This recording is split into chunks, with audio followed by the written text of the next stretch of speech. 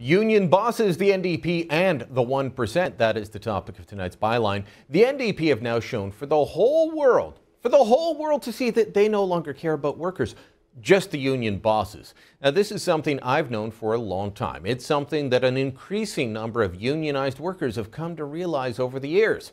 Yesterday, at the Finance Committee in the House of Commons, the NDP filibustered a bill to bring greater transparency to unions and the way they spend billions of dollars in union dues. The NDP blocked further discussion on the bill and changes to the bill to show that their loyalty lies with union bosses and, believe it or not, the 1%. Yes, the NDP cited the NHL Players Association in their fight against union transparency.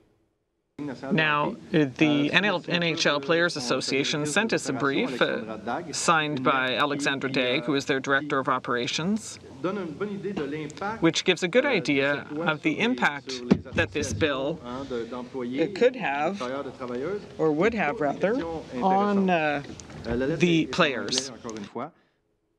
The impact on the players. The lowest paid NHL player earns $525,000 a year. The average player makes $2.4 million, hardly the oppressed working class.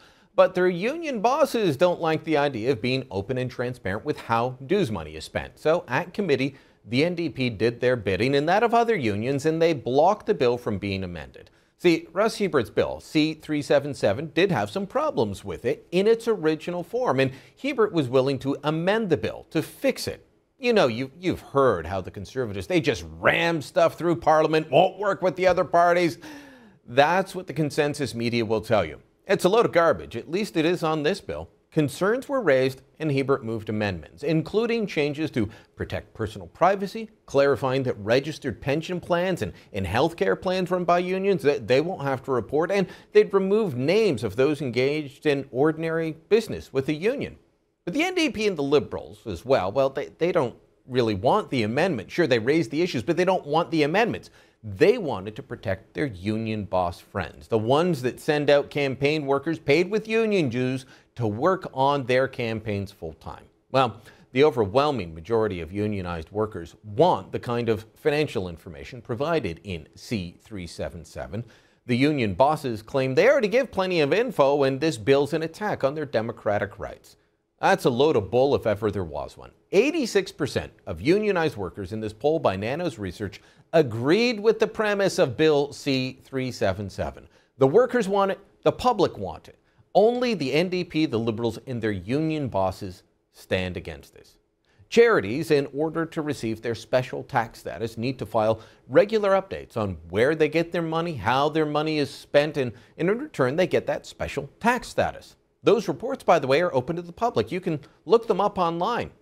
But right now, unions collect billions of dollars in dues. It's estimated to be between $4 and $5 billion per year. They pay no tax on that money. Neither does the union member who gets to deduct those mandatory fees from their own tax payable. Can you imagine the NDP being silent if there was a special group of corporations that could pull in $4 to $5 billion a year and not pay their fair share of taxes on it? Neither can I.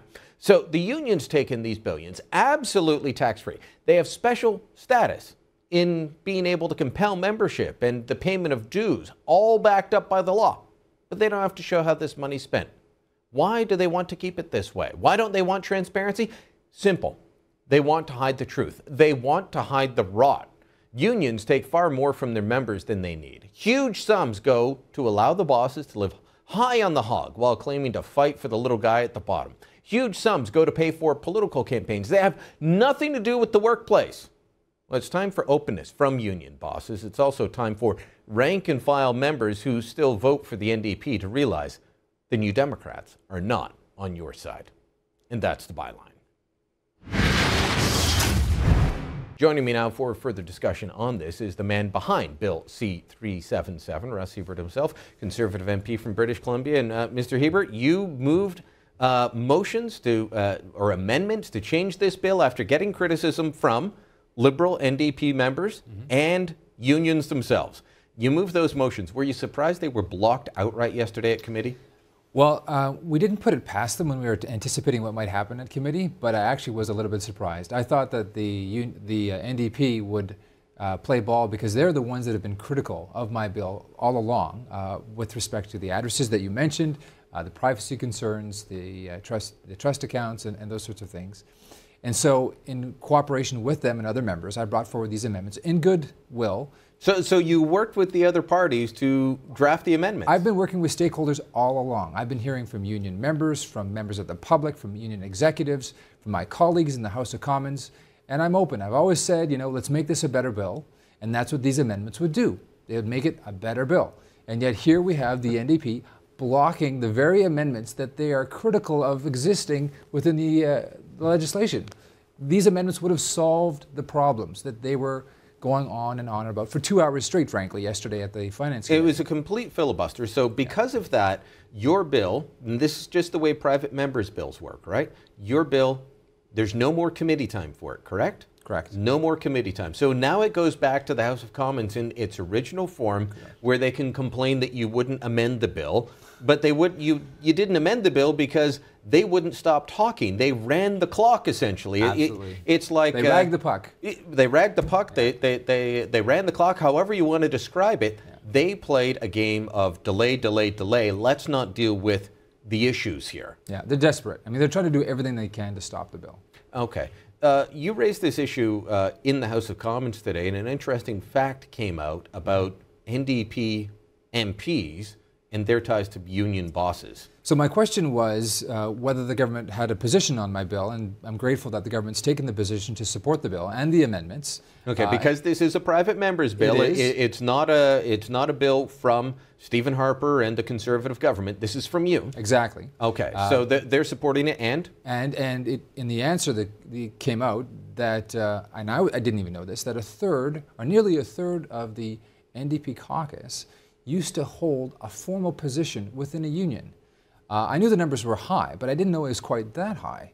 And so I've asked the member to verify the information, and his office has confirmed that that's in fact the case. Okay, so you have, to me, there's a big, wide gulf between union bosses and union members. That poll shows this. The actions of the NDP compared to the poll show it. Have you been hearing directly from union members throughout this? Absolutely, but you have to understand, Brian, that the union members themselves are a little bit nervous because they know that their executive, their bosses, are telling them to oppose this bill. So some of the calls that I get are from payphones, or I get brown envelopes in the mail. But I've also heard from union executives on the other side.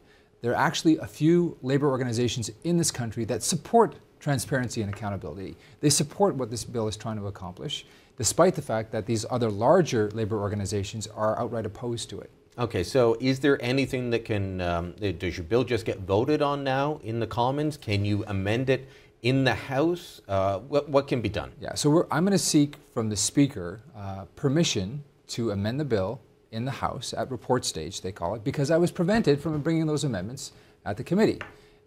It's his determination. I'm hopeful that he will give me that opportunity. It has happened in the past where this sort of thing has occurred.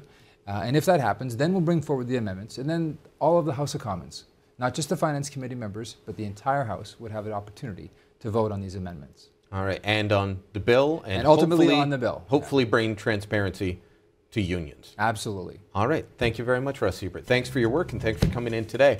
Well, you can email me your thoughts directly, byline@sunmedia.ca. But here's the thought as well. Contact your MP, whoever your MP is, doesn't matter what party. And if you support this bill, you support the aims that Russ Hiebert's trying to bring, contact them. Tell them to get behind it. Stick around. We've got more to come.